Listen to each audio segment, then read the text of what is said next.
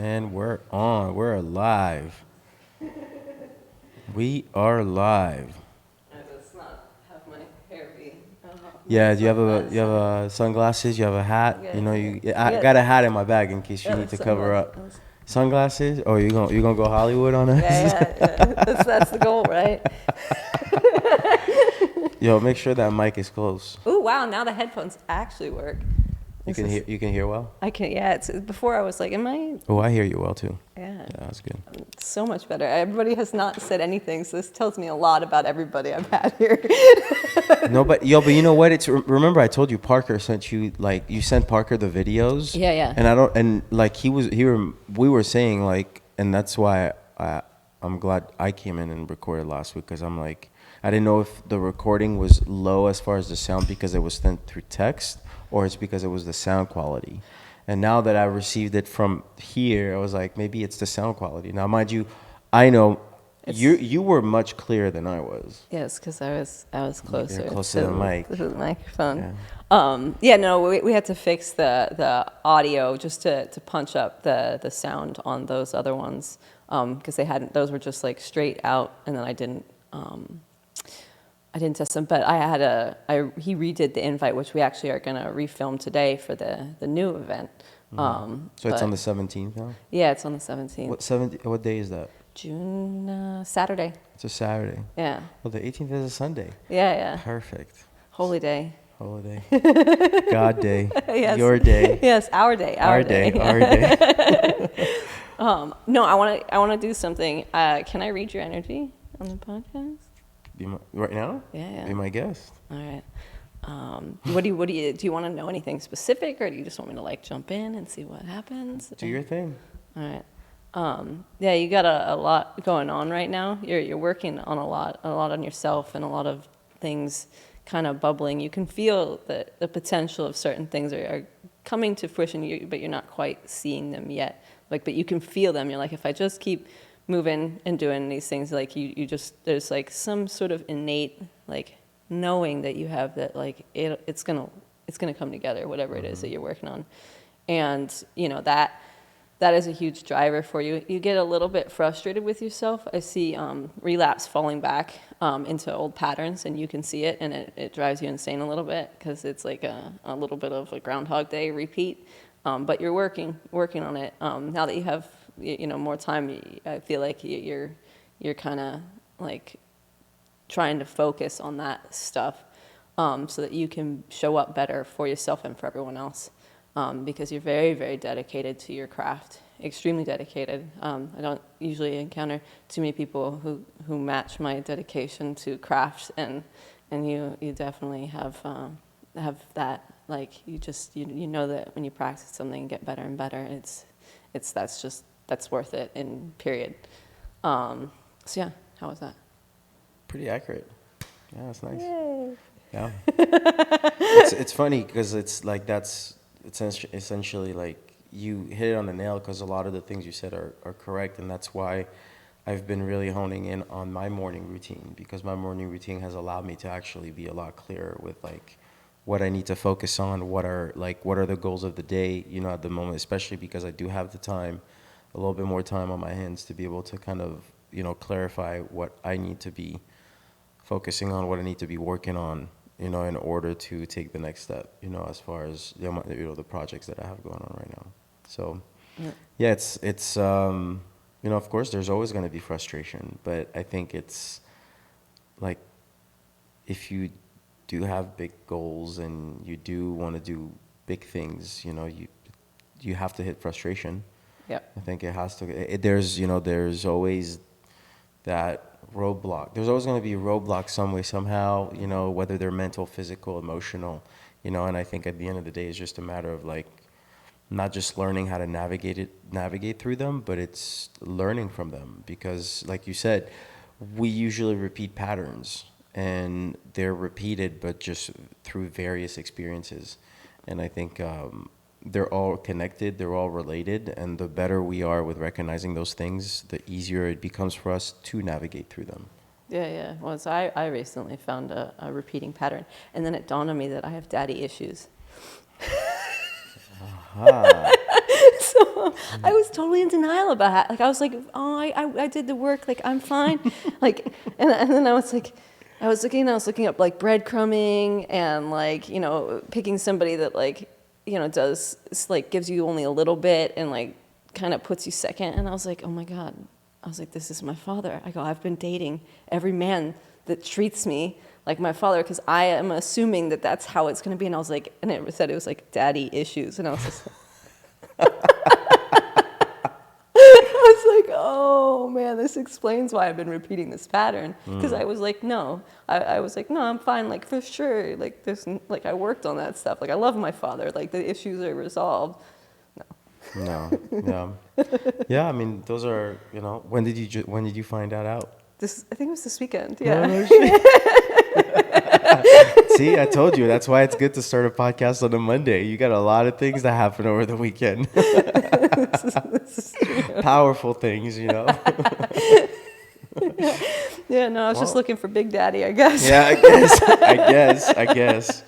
guess. Yeah, well, it's,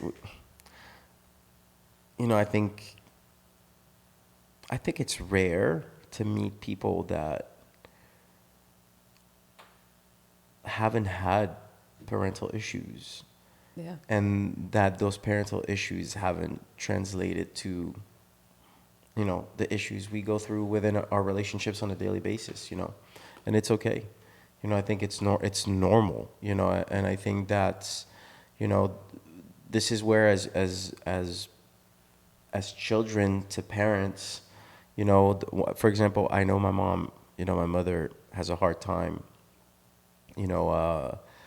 she has a hard time with like how, she feels about, having moved from France, and like she feels like sometimes our opportunities were taken away because we didn't grow up where, our family is and where our roots were and things like that.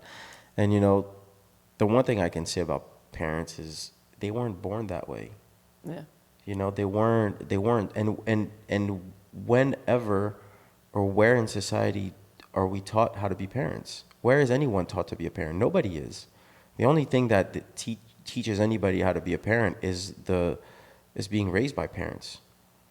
Yeah. And if we can recognize that we're being raised by people that have no idea what they're doing. They're learning on the fly. But it's true. Yeah. It's no, true. And there's 100% nothing, agree. and the thing is, and we cannot hold it against them. No.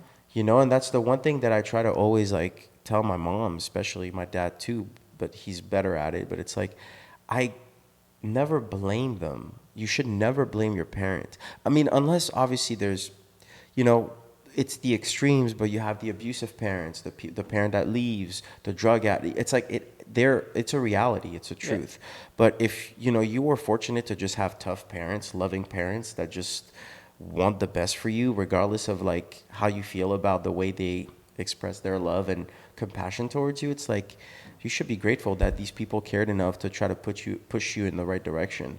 And you don't recognize that until years later, until like you're in your late 20s, early 30s, sometimes maybe your 40s, and you're like, damn, like everything my parents were telling me was like, hit it on the nail. They hit it on the nail. Yeah. Everything they were trying to tell me about, why I need to be disciplined about this, why I need to always, have money in the savings, like little things that they remind you of always, and it's, as a kid, you're like, okay, Mom, I got it. Like, it's the 1500th time you've told me that.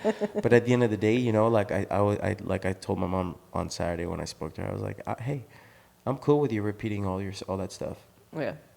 Because you know what? As I hear it and I accept it when you tell me, but maybe today's not the day it's going to click in the way it needs to click for me to actually, like, get the lesson. And it could be about anything. Yeah. It doesn't have to be anything in particular. And that's why I think more people should be more forgiving in a way towards, the way parents brought them up, just because, once again, like, Yeah, they didn't know, they had no parental skills until you were born. This is true. Yeah, it's interesting. The word forgiveness and I don't have the best relationship, and it's not, well, technically I refuse to forgive because I don't see anything as being done wrong. right? But letting go and accepting and allowing is where I feel most comfortable, because forgiveness implies a wrongdoing, and I don't ever want to see people as doing me wrong. There's ways that are more right for me, but I feel like that one keeps me mentally in the victim and oppressor narrative of, oh, you did me wrong, I'll forgive you. Mm-hmm. And it's like, no, it's you showed me something that I was uncomfortable about seeing and feeling, and learned, and was like, you know what, I don't like that, so I'm going to learn from it, and thank you, and move forward. And it's to me, that's been very freeing. In respect, I don't have anything wrong with forgiveness. It's just, for me personally, letting go and allowing and accepting feels more correct for me. So you think forgiveness essentially is a way to... Well, I'm going to look up the definition of forgiveness. You think in a way forgiveness is because of the emotional attachment to what happened doesn't necessarily allow you to fully let go of what happened. Yeah, it's the action. That's a good way to put it. I can understand. I can agree with that. Well, let's see. That's not the best. Forgive. Forgive is, the definition is to stop feeling angry or resentful towards someone for an offense, flaw, or mistake. Like, since I don't believe that anything is a mistake, like I don't believe in coincidence. I don't believe, I believe everything is inherently, it may look intentional, but it's unintentional. So or vice versa. Yeah. It's because it's both. So it's having to hold simultaneously those things. Just it's a cool word, and I don't have a problem with anyone using it. It's just, for me, it just doesn't resonate. And letting go and allowing and being okay, learning from it, not because it doesn't mean I'm not gonna learn from it and not accept the nature of what the situation is. It just means that I don't want to view anybody as doing me wrong, but I also know how I want to be treated. Mm-hmm. So it's if they're treating me in a way I don't like, and that say they're hey, I'm going to treat you better, I'll say, okay, I'll let that go, and we'll try forward. But forgiving that person, it's I'm it just doesn't feel right. For me, I'm not. Do you think forgiving also gives leeway for that person to continue to do what they're doing? Potentially, because it's a sense of it's almost telling them that they did nothing wrong, even though and again, it's not wrong, right. Yeah. It just things. Yeah. Shit happens. Yeah.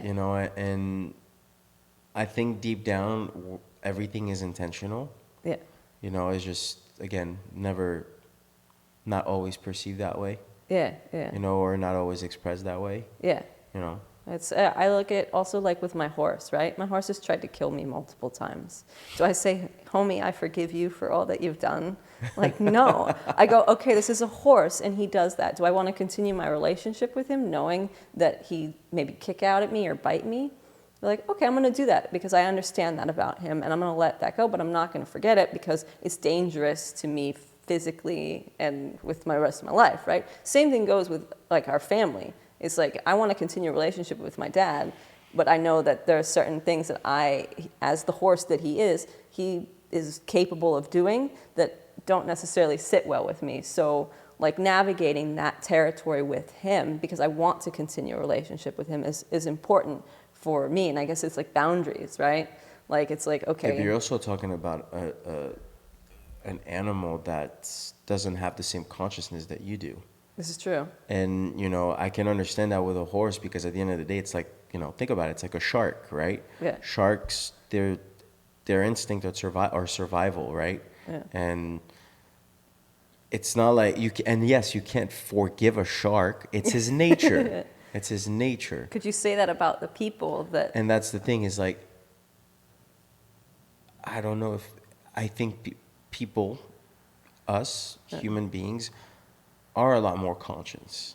And even though some people may seem to be completely oblivious to fucking life, and they're just walk around like everything's just like, it's like, it's just oblivious to life. It's like there's people that it's crazy, but I've met people that just, they they don't know much about life. They're just Yeah. like going People through the motions. assume that about me a lot of Well, yeah, times. because Yeah. because it's like sometimes like you're silly, you're fun, you're sweet, you love to joke around and things like that. But at the end of the day, it's like those are that's part of who you are, and that doesn't make it that you're not conscious of everything else. Yeah. So, but going to that, like, there are things that I remember we had that conversation about being aware. Like, everybody has awareness. Are they consciously aware? Like, that's the page flip, right? And there are things that I'm consciously aware of, and then there are things that, just like the daddy issues, I was not consciously aware that I was still operating in those patterns with love interests. Yeah. So, like, for me, it still applies the same thing with the horse. Like, I'm gonna, just be like, I don't know where this person is. Like, I don't know where they're at, but I'm gonna learn what I need from me. And if this person starts to hit those boundaries, like, I need to be consciously aware for myself to know how to alter this relationship or to potentially end it, because it's not right for me. Yeah. So, like, that's how now I'm learning to navigate, because I realized that I didn't understand what boundaries were. Like, It's hard. It's hard. Yeah. Having boundaries, setting boundaries, you know, especially when you're a loving person, when you're a giving person, and when you're someone that just you care about the well-being of people. It's tough to. It's hard to tell people no. Yeah. It's hard to say I don't accept this kind of behavior. I don't accept this kind of treatment.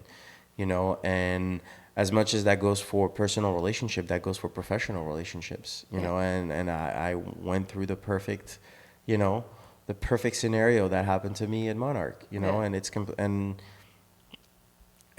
it is what it is. And unfortunately, when the umbrella that is supposed to protect you doesn't protect you because they don't value your presence. Yeah.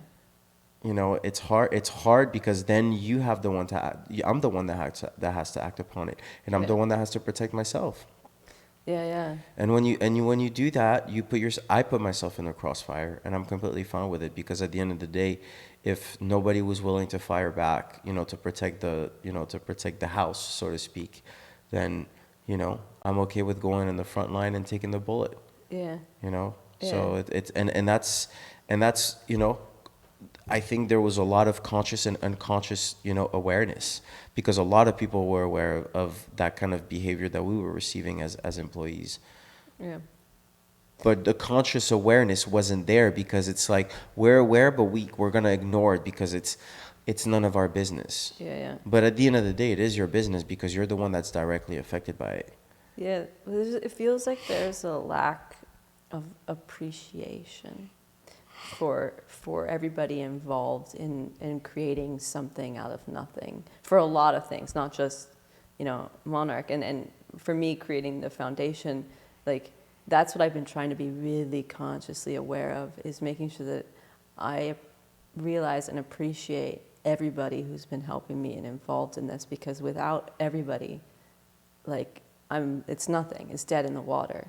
Like, and to appreciate those, like, it's so simple, but so empowering. And I think when you forget that step when you're building something, you run into what you're running into, which is something that is kind of potentially becomes lifeless, right? And then just becomes just another empty thing generating some money and blah. It becomes not as special, because the people involved are disconnected from it, and there's no value. Their value isn't being recognized, so they can't contribute their value to it. And I think that could, potentially can be the death of something. It may go on, but, like, as a spirit, an entity that it is, like it's lifeless, right? And then people can't emotionally connect. So to me, the viability of something like that, intrinsically, when you're trying to help people, is going to be far inferior to something where everybody's appreciated, everybody's uplifted, everybody is wants to be a part of this because they see the huge picture. They see their own potential power in this picture and the coming together of everybody. And to me, that is like how you make something that other people then feel that same thing about. And you brought that to light for me just by sharing some of the stuff that was going on. And so I thank you actually very much for that. Yeah, I mean, it's, you're always going to be, we're always going to be a different character to someone else's story, right? We're always going to be like, I could be the asshole, I could be the bad guy, I could be the good guy, I could be the savior, I could be, we're all those things. It just depends on who you talk to, right? We're all of them. And, that's why light and dark, right? Yeah. Remember, light and dark, that you need both of them. Yeah. And that's who we are. We're both light and dark, yin and yang. We're both of those things, because when you stand your ground and people are going to feel disrespected by when people feel the disrespect that they gave you from you, that's when you become a bad guy. Yeah. But what they don't realize is they did the same thing to you. So when you choose to stand up for yourself, you can become someone bad to someone else. Yeah. But that's also because that person chooses to be ignorant about the fact that I don't want to say did you wrong, but they weren't also respectful of, like, going back to your boundaries, or to your expectation of a certain level of professionalism, or a certain level of standard that you choose to operate with, right? Yeah. And it's just, it's completely fine, to find yourself at either end of the spectrum, and in this particular case, I completely accepted that I had to be the sacrificial goat. Yeah, and that's exactly what I told Parker. That's exactly what I also accepted about myself. I'm like, hey, if me going through what I went through was essentially the domino effect to you guys getting what you deserve as employees, then I did my job. And then guess what? When the changes that make you feel valued happen, you can maybe view me as someone that saved the situation, or you can view me as someone that, as a sacrifice that had to happen, or you can view as like, man, it was the bad energy that this was a bad energy and we needed to get out of that energy for things to happen. It doesn't matter how anyone chooses to interpret it, because the way I interpret it myself is far more valuable and honestly is far truer than what anybody else chooses to see it as. Because at the end of the day, it's just like opinions, right? Everybody's going to have an opinion about who you are, but do you choose to accept those opinions that people have of you, or do you choose to recognize who you really are, and do you choose to accept who you really are, whether good, bad, or ugly, right? Yeah. Yeah, it's definitely, because I've thought about that one, it's definitely hard if you're not doing right things for yourself to accept, like, it's that simple. Like, for me, like, my confidence is up when I'm doing good things for myself. Like, I can still accept myself, but if I'm really fucking off and, like, doing, like, what I know I shouldn't be doing, it's a lot harder to go, I love you, Samantha, I accept you. It's like, because I'm like, I know I can do better. Mm-hmm. But, like, when I'm on top of it and I'm doing stuff, like, it's not even a fucking question. Like, I'm just like, all right, we're good. So it's like, I think that people like to say, oh, just love yourself or this or that. It's like, well, if you're doing wrong by yourself, I think that those are signals from yourself, your soul, whatever you want to call it, telling you, hey, you can do better and you're not. So I'm going to make it really uncomfortable for you until you either die or do better. Change. Yeah. So. Yeah, no, 1000%. Like well, I mean, it's just like it's anything else. Food, right? You Yeah. can feed you can eat food as fuel, right? Yeah. But if you eat shitty fuel, then your engine is not gonna feel good. Yeah. So it's the same thing. It's like, Yeah. how do you expect to feel good about yourself if you're not helping yourself? Yeah. If you're not doing anything to actually like create change that's gonna put you in a better direction, Yeah. and throw you in a better direction. And I think that's also up to us. I think, we can view as our circumstances like a prison. It could be something that just you freeze because you think that, well, that's the end of it all. Like this Yeah. is, this, oh my God, this is so dramatic. Or you can view it as just an opportunity to like, as they say, so a lot of people talk about reinventing yourself. Yeah. Reinventing yourself is not about changing what you do or what you believe or who you are. It's reinventing yourself is taking that previous experience and recoding what you think you know about yourself and understand that now you have to become something new and you have to become someone different in order to actually excel and use that experience as a tool rather than as an anchor. Yeah. No, I agree. I wanna ask you a question because this is recently what I've been working with. I was misled, right? And so I told the person, I was like, so I said they were lying to me. Technically, they didn't outright lie, but they omitted fine details in order to guide me to a particular belief about a reality of the relationship between me and them. Mm-hmm.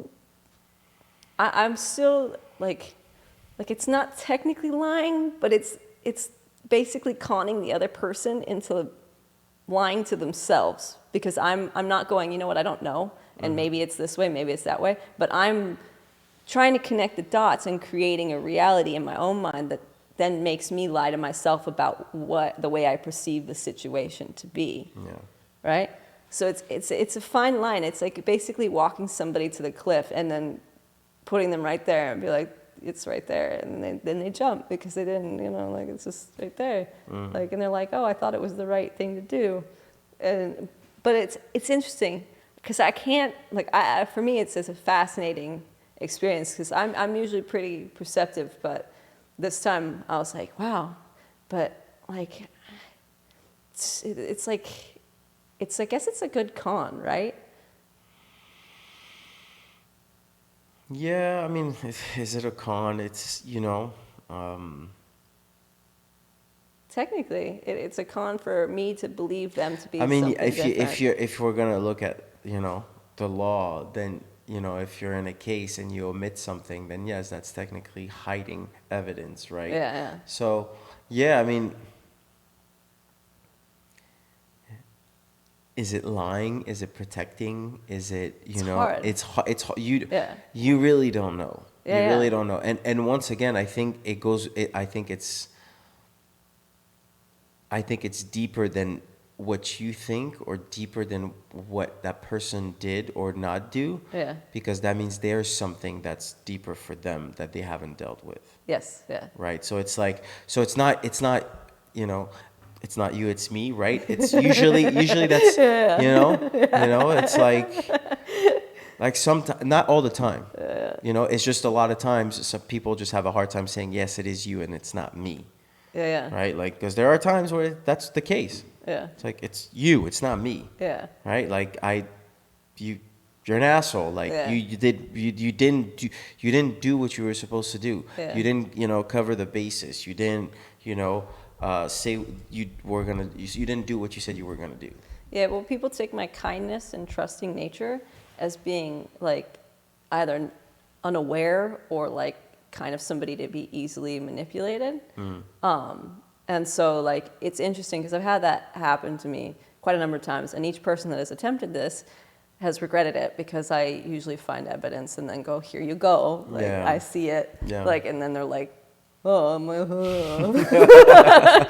like just because I'm kind and sweet and nice doesn't mean I'm not taking in every single fucking detail. Yeah. And so it's interesting, like, and I like to break it apart because like for some reason that's the pattern that's been repeating is like, oh, someone's withholding withholding things from me so that they can have me continue to make them feel good about themselves. Yeah. Because my energy makes them feel good, and so they want to continue that, but they also want to continue doing what they're also doing, and they know that I probably wouldn't partake in that scenario if I knew. Yeah.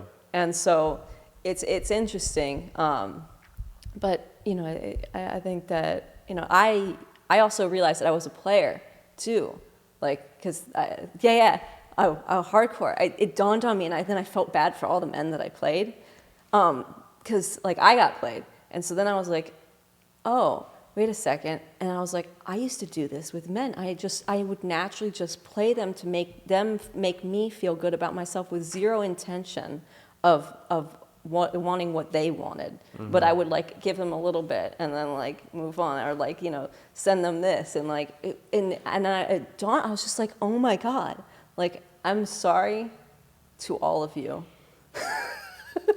It's on camera. like because I realized that it was happening to me, the emotional pain that I felt, like it then dawned on me all the guys that I did that to. I was like, what an asshole. Because I was, for me, men didn't seem to be emotional because my dad does not express any of it. So it never occurred to me that I was emotionally manipulating and hurting these individuals. And so then now, like, I'm like shit.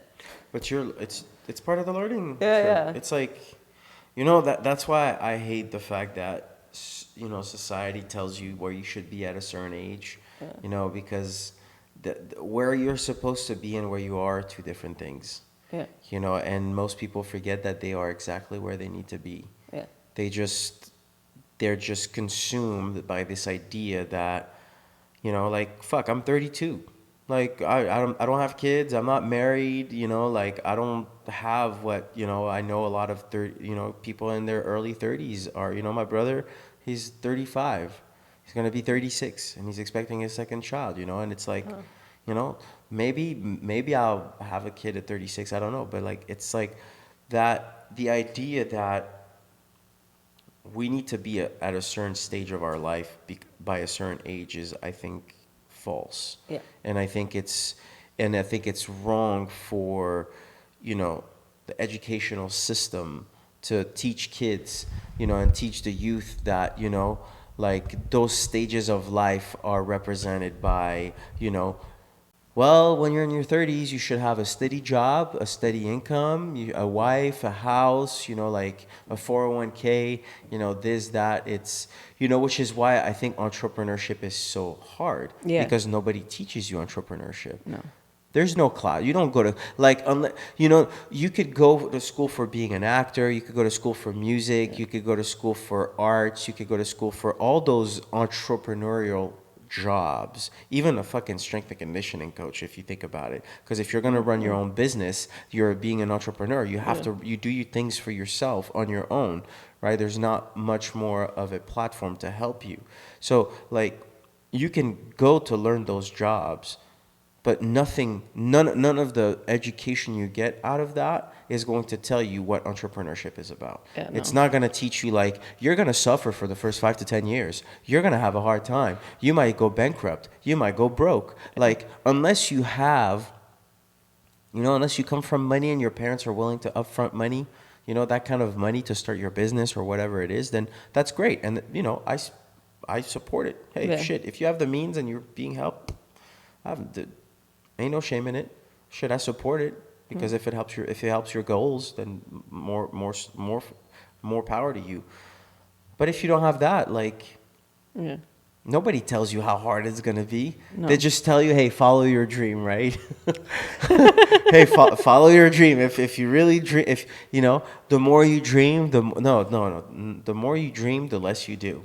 The more you do, the more you'll accomplish. And the closer you will get to your dreams. And I think, I heard this recently. It's like, I don't have dreams, I have goals. Because I think at the end, and there's so much truth behind it, because I do believe that, when we say we have dreams, dreams are imaginative, right? If I dream, like, doesn't mean that I can't turn it into reality, but if I dream it, it's my imagination. It's my mind picturing those things, right? Yeah. But if I have goals, like my goals are to, it's like, okay, there's steps to get to that. Dreams, you may not, you don't think there's steps to a dream because Yeah. you think it's like close your eyes, dream, get it out of your system, and if you believe it hard enough, it's gonna happen. But that's not how it works. No. Do you know what my dating profile says? Oh my God. A figment of your imagination. That's amazing. So yeah, just keep on dreaming. Yeah. No. Dream on, player, dream on. Yeah, well, hey, the player got played, but then I played the player back, so it's like it takes one to know one. Yeah, I guess. Hey, I remember I told you I used telepathy to find this individual. Yes. Yeah. Scared? Yeah. Boo. Yeah, exactly. Boo. See, that's when that skill comes in handy. Boo. Boo. Casper the ghost. That's what their face kind of looks like. What are you doing here? It's just something told me. Yeah. Yeah. Oh man. There was something else I was gonna say, but I can't remember it at the top of my head. Have you played people before? I have. Yeah. We all have. Just, I have. Did I do it consciously? As in, like, no. But it's because you think you're doing the right thing because you're doing it to protect yourself. Like, when you're in your early 20s and you try because I don't know, maybe that's the way I grew up, but because I grew up where everything had a consequence. yeah. And when everything has a consequence, you're almost afraid to just act upon your life because if I do this, then this is gonna happen. Like, so I grew up with a bit of a big protective mechanism because I just was always afraid that something bad was gonna happen. So there were occasions where I had to, I didn't play people to play them. I played them because I felt like if I didn't do that, then I was gonna leave myself vulnerable. And when I was that young, I didn't. You don't look at vulnerability as a powerful thing. You look at vulnerability, especially as a man. Unfortunately, you think it's a weakness, like the crying, the saying that you felt hurt, the saying that you lost something, the saying that you did your best but it didn't work out. Like it's like all those things are hard to accept. And when you grow up, and it wasn't even because of my parents. I grew up because of having moved from a different country. From another country to a new one, and having no idea what that culture is about, and you're being rejected by that culture because you're different.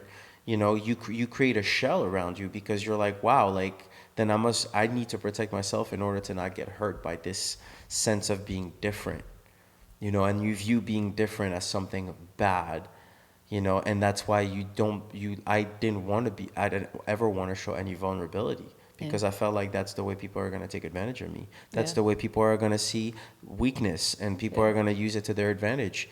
And is it the right thing to do to hide that and like you said, play people in order to protect yourself? No, but you don't know any better at that age. Yeah. You don't or you don't know that there's better, but that's all that you know. Yeah. And like you said, it's at that time, you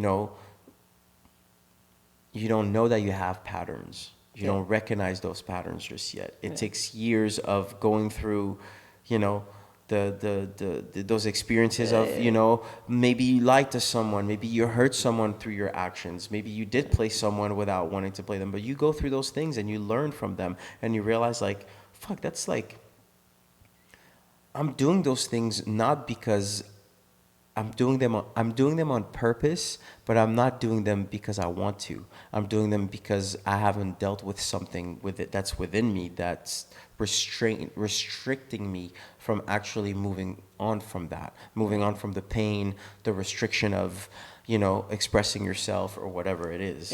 And I went through that for a long time. Yeah. Like I'm very, like I don't, I want to do public speaking a lot, and this is the third podcast I've done in 2 weeks, or whatever. But it's, I'm very comfortable speaking, but I'm also very like uncomfortable being in front of a lot of people and talking in front of a lot of people.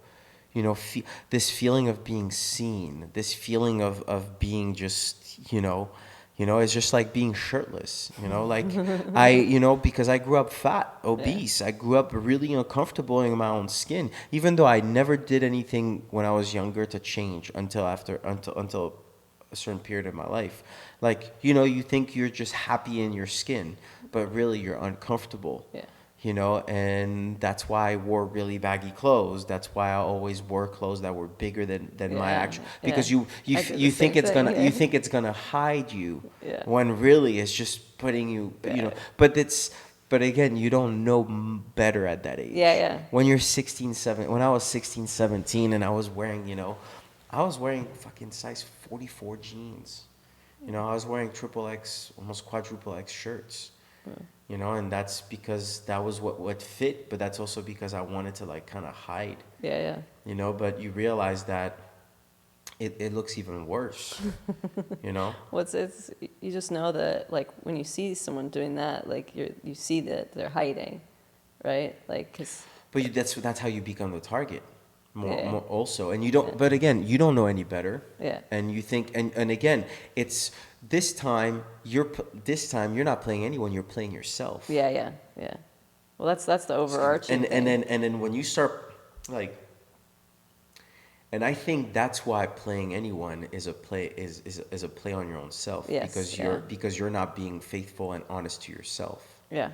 And that's what I'm learning, and that's why I choose to now really try to be disciplined about, like, being honest, being truthful to how I feel, to what I'm feeling, to what I need to express, because at the end of the day, we all know, we've all heard honesty is the best policy, but it's true. Yeah. And the reason why it's so true is because at the end of the day, if your honesty explicitly portrays the truth of what's going on and it hurts someone, it's no longer your problem. Yeah. Because as far as I'm concerned, I've always, people have always been asking, whether it's asking me or anyone, everybody now these days is like, all I want is honesty and truth. Yeah. Everybody preaches this idea that, like, I want the truth and nothing but the truth. But the truth also is that many times you won't be able to handle the actual truth. Yeah. And it's because the thing is, if it doesn't confirm our bias, if it doesn't confirm how we feel about something or someone, if it doesn't confirm that we're right, then it's always going to feel like a personal attack on ourselves. Yeah. And I think a lot of people live in that they live in that realm of thinking that they can handle the truth when really they can't, because they're not really comfortable with things that are just different than what they believe in. Yeah, it's interesting, looking at that. I believed in, like, always expressing my feelings, and, like, when I really, like, am in love with somebody, like, I express it. Like, now, it used to be like, oh, withhold, like, and then now looking, I was like, oh, I could see how someone would then take advantage of that situation because they see how I feel.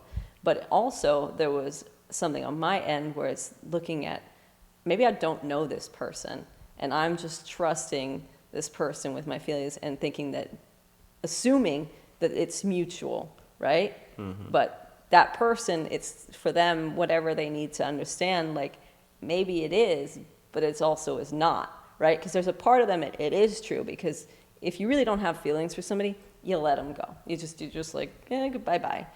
But if you lead somebody on, it's because you actually mutually have the feelings for them, because you want the same thing. But there's some a block within them and within myself that isn't being completely vulnerable. Mm-hmm. And that doesn't want to, because there's, like you were talking about, like, it's you want to protect yourself because, that's scary, because then I would have to address certain things in myself, which is like the daddy issues and this and that. Like, I was just like, oh shit, like, mm-hmm. I have to sit down and address that I'm, like, trying to literally trying to manipulate men with my feelings. Yeah.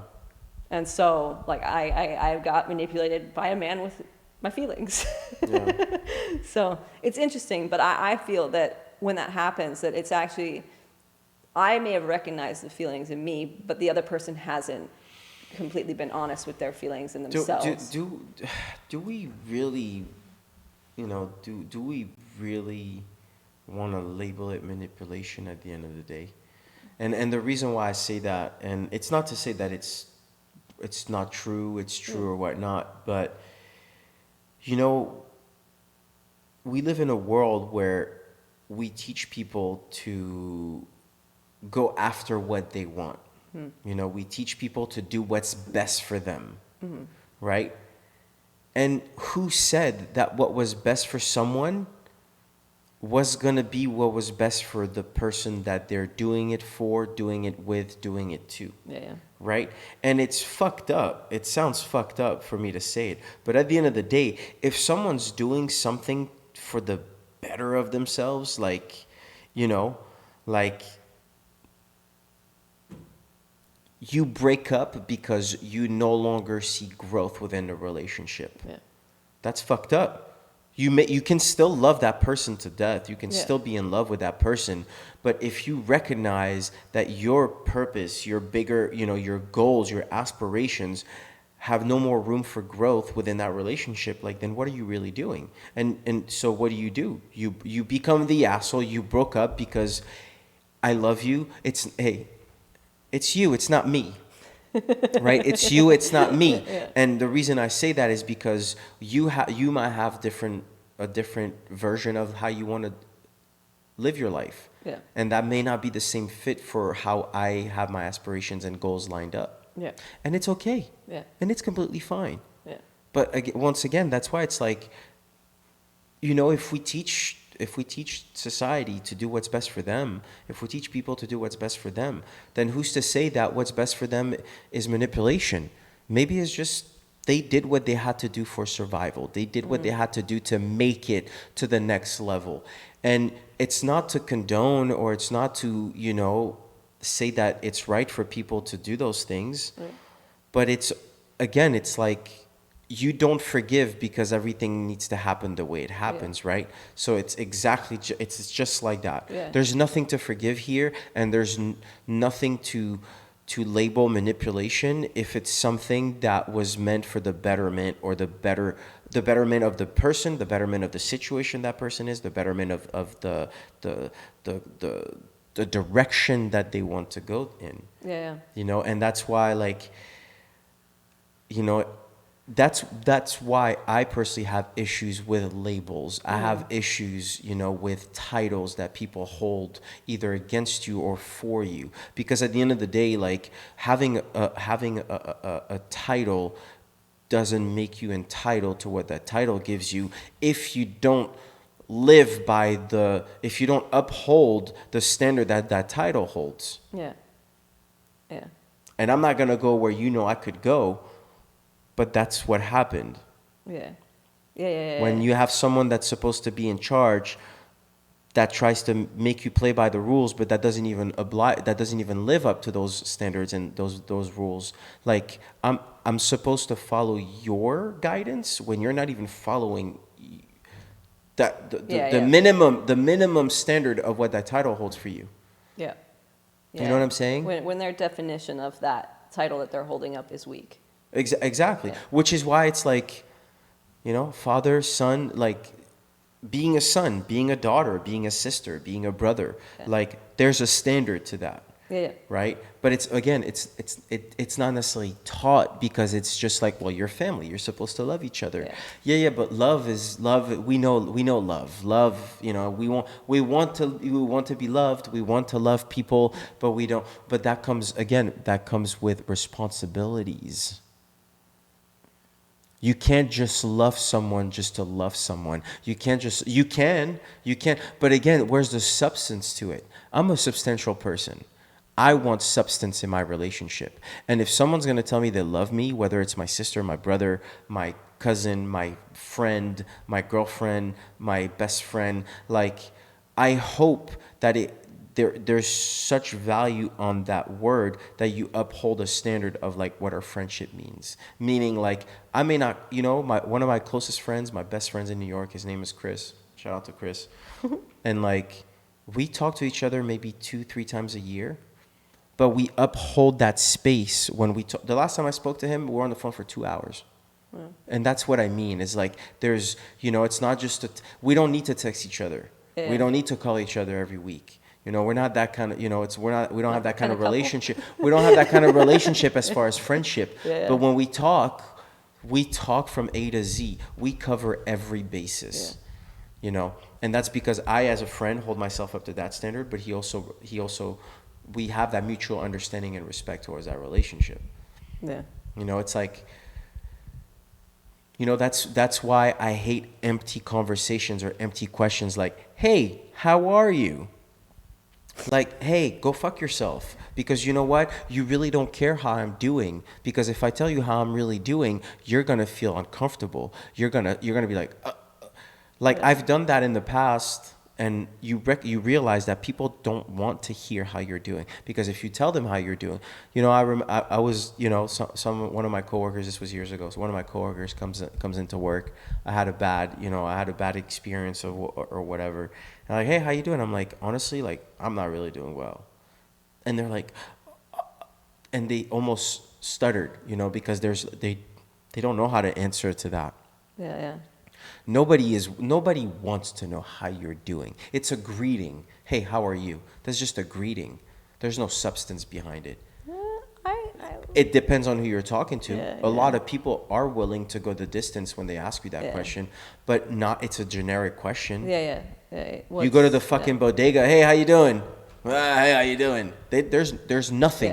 There's nothing. It's empty. It depends on the relationship the two individuals have with each other. Absolutely, but I think there's hi. That's all you need to hi. Don't tell me how are you. Yeah. Because for me, if I ask someone how they're doing, I ask them with a purpose. Yeah. Because I actually want to know how you're doing. Yeah. And I don't know if we spoke on that last week, but there's a reason why I ask some clients, how are you doing 16 times in a fucking session. Yeah, I don't think we talked about it on the podcast. I think we talked about it on the sofa. But that's, but to make it a point, it's like there's been numerous occasions where I've had to ask that question numerous times until someone actually broke their fucking wall down and we're actually like, you know what, this is going on and I'm glad you asked me because I needed to get it off my chest. Yeah. That's how much I actually care about the well-being of people. Yeah. Now, and that's why I don't ask everybody, how are you? Or how you doing? Yeah. Because I actually, unless you're someone I care for, I don't care. Yeah. That's not my, I don't, you're the bodega dude. I don't give a fuck how you're doing. Yeah. It's not that it's not that I'm not going to be mean to you. And it's not that I don't care about who you are, but it's my purpose to go to the bodega is to get a drink, get a sandwich or whatever. And I'm out, in and out. Yeah. Right. The purpose of going to the bodega is not to have unless you're cool with the dude, but that's not to have a conversation. That's why the one-on-ones that I have with my clients, they have that purpose. That purpose is for me to improve that person's well-being, mental, physical, emotional, whatever. Yeah. So me asking that question is all part of that bigger picture. Yeah. It's all part of me actually understanding who you are as a person, what you have going on emotionally, physically, psychologically, because that way I'm well prepared and I'm better equipped to attack this session the way it needs to be attacked for you to actually perform how you need to be performing. Yeah. Whether you had a good day, bad day, or whatever. Yeah. And that's why it's important to actually have substance in the questions that you ask and not just ask them to ask them. And that's why it's important to have meaningful conversations with our friends, our coworkers, or the people we are around, most of our time, because we need to go deeper than the surface. Yeah. We need to plant more seeds. Yeah. We can't just water empty soil. And I think hi, how are you is you just trying to water empty fucking soil.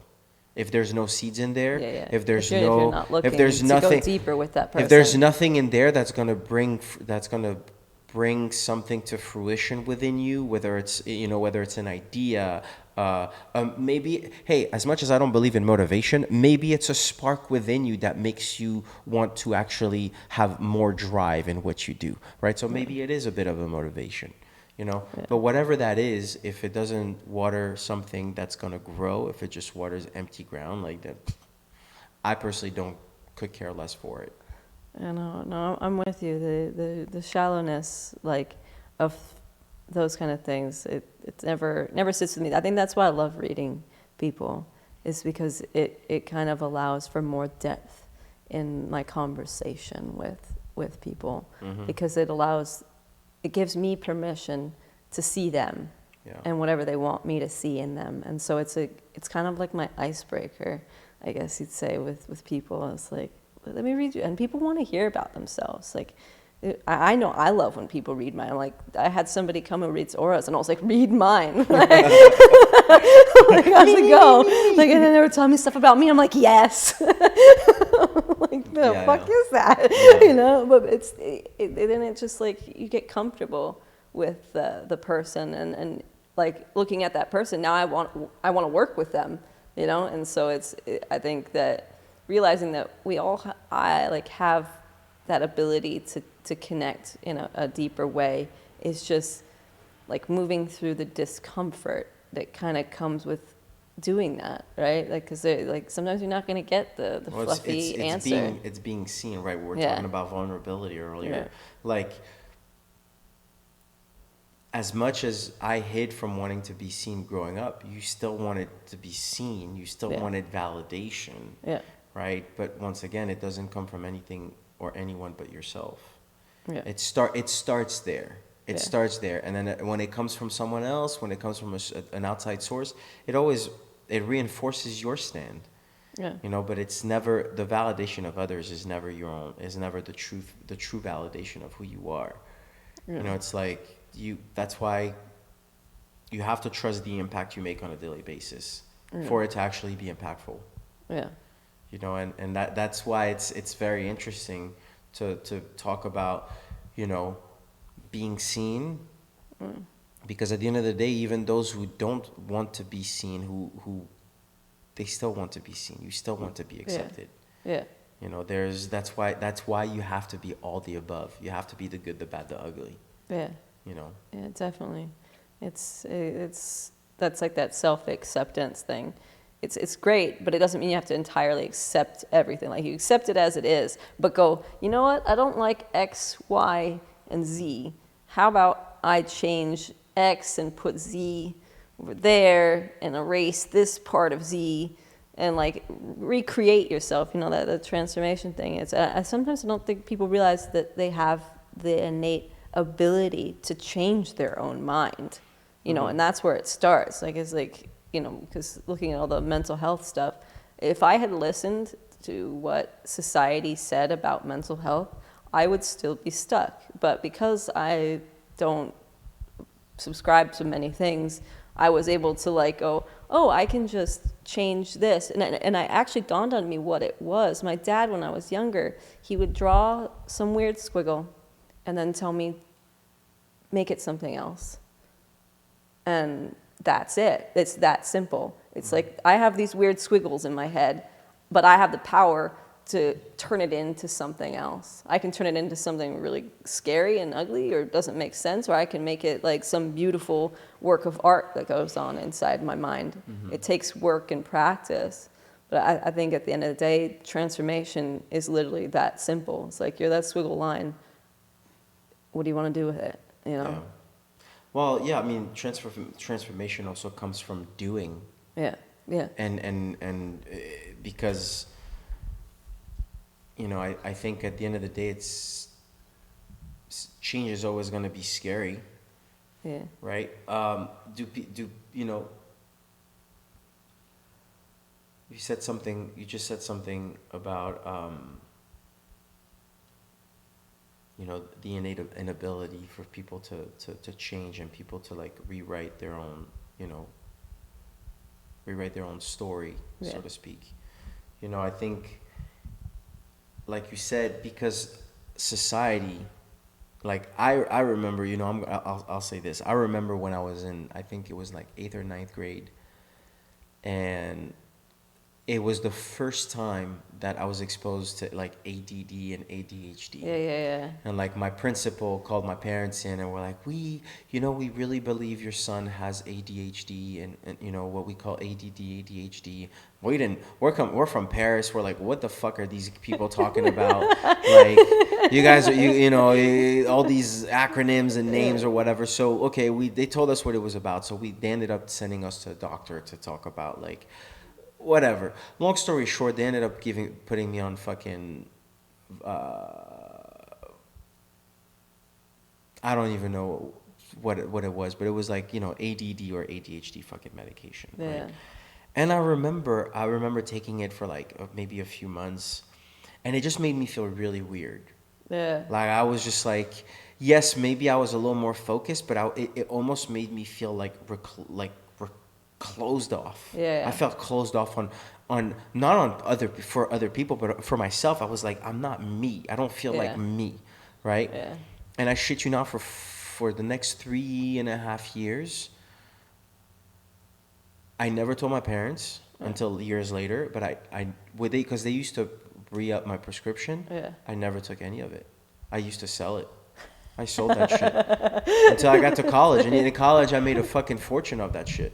Yeah. But that's because I chose, and I wasn't conscious of that back then, but I chose not to accept what society put upon me. Yeah. This idea that like I can't focus, this Yeah. idea that you cannot concentrate long enough to be able to succeed in class. Yeah. Like, no, that's, and once again, labels, right? People want to label things to make them feel better about the certain situation, right? Yeah. And if we look at this kid who's disturbed, but he has ADD, oh, he has ADD, it's okay, Yeah. right? No, it's not okay. But you know what's not okay? More importantly, what's not okay is like, if I'm someone that seems to not be focused in certain classes, not in all classes, but in certain classes, what does that tell you? Why do you have to look at my behavior, and maybe you should why don't you maybe take a look at the professor? Yeah. Look at the professor. Maybe they're boring. Maybe the way they teach is not engaging enough for someone like me. And I know I'm an anomaly, right? It's like if it's 1 out of like 25 kids, then it's like, why is the teacher going to change for one kid? But at the end of the day, I still think that should be looked upon. Yeah. We should look at and that's why I always say there's two fucking sides to a coin. Yeah. Most people want to address one side because it makes them feel better about how they perceive you or how they view the situation that you might be in. Yeah. And that's why, like, when shit happens, there's what do you call it? There's instigator and an agitator, right? The instigator is the one that sparks the flame, and the agitator is what just blows up. Yeah. Okay. To a sense, right? And it's the same story I've been talking about recently. Is like, you poke the bear long enough, and the bear eats you. Why poor men got eaten by a bear in the woods? No. Yeah. What about the 1,500 times that motherfucker started, poked the bear with a stick? Yeah. At some point, something's gonna happen.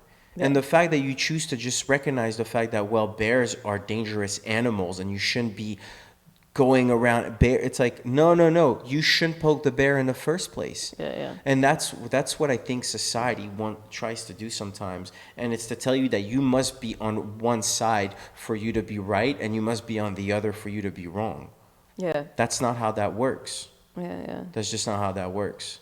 There's a right. There might be a right, there might be a wrong, but who's to say one is and the other isn't? Yeah. It's all perception. It's all perspective.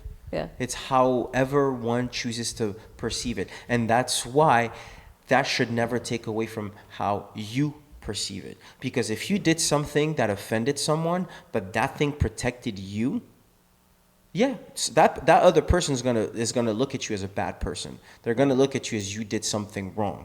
Yeah. But to my eyes, from where I stand, I did what was best to protect me. Yeah. And that's why, once again, doing wrong to someone, lying, admitting. It's like, hey, at the end of the day, if it's something that makes you protect yourself, Yeah. then you have your reason is just as valid, Yeah. right? Like, Milo? Hey, I'm here with Vic. We're recording. You can come up. You get to meet the famous Milo, The famous Milo.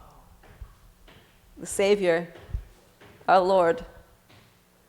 Hallelujah. Hallelujah. Good morning. This is Vic. Good morning. I got it all set up without you. You taught me well.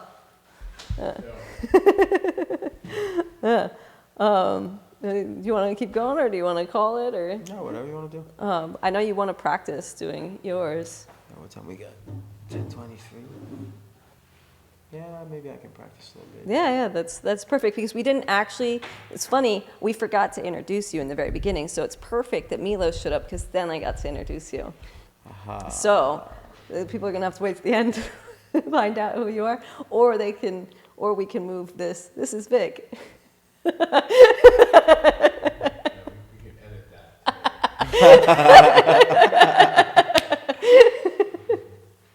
Hilarious. So yeah, I told Vic that he could do it on his own for a little bit. So I'm gonna step out and end this.